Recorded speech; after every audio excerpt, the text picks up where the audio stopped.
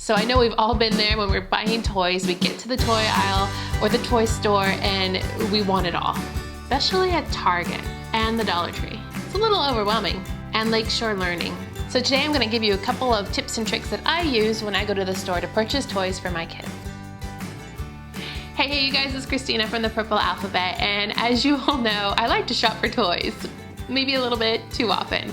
So I thought it might be a good idea to sit down and talk about the things that I look for when shopping for toys. If you have some tips that you use, let me know down below in the comments because I'm always looking for some new ideas and suggestions.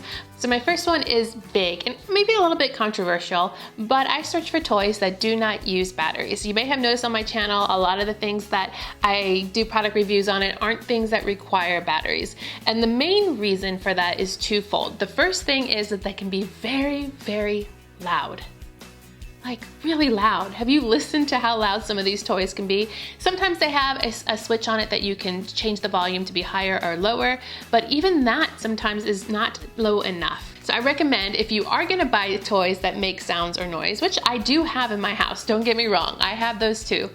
Just make sure the volume isn't too loud. The second reason why I look for toys that do not have batteries is kind of folded into my second shopping tip, and that is looking for toys that spark creativity and imagination. So when you have a toy that has batteries in it that does it for the child already, for instance, maybe it makes the sound of that particular item. Maybe it's a frying pan and it makes a sizzle sound. It kind of leaves no opportunity for your child to create that sound, to think of the sound that it makes.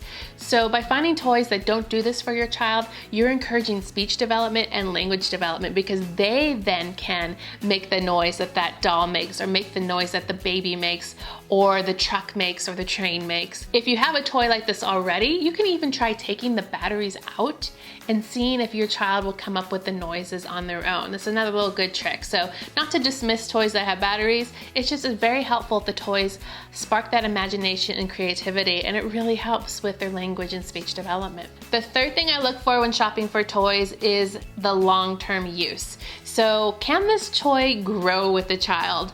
Am I just gonna use it for when they're a baby, or can I turn it around into something that they can use for when they're older?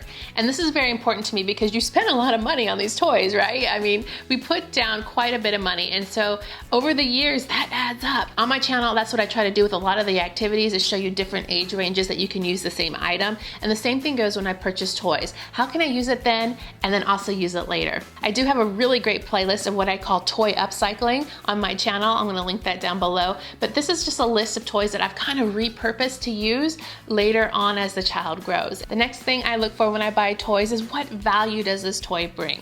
Are they gonna be learning their alphabet? Are they gonna be learning cause and effect? Are they gonna be able to have imaginative play with this toy? And I look for toys that do that in more than just one way. So maybe they're learning their ABCs and counting. Maybe it will teach them how to take turns and do fine motor. So I'm looking for things that are combined, once again, for more value. And then lastly, I do look for quality. Now, you know me, I like a good deal from the Dollar Tree, so I don't mind buying things here and there at the Dollar Tree, and I do toy tests on my channel now so you can see if they're hits and misses. And I understand that what you buy for $1 usually is worth $1.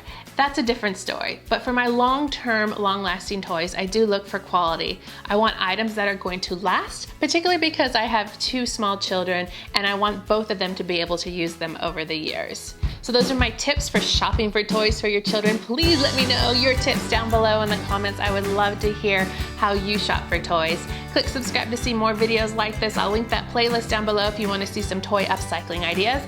And give me a thumbs up to show your love. See you next time.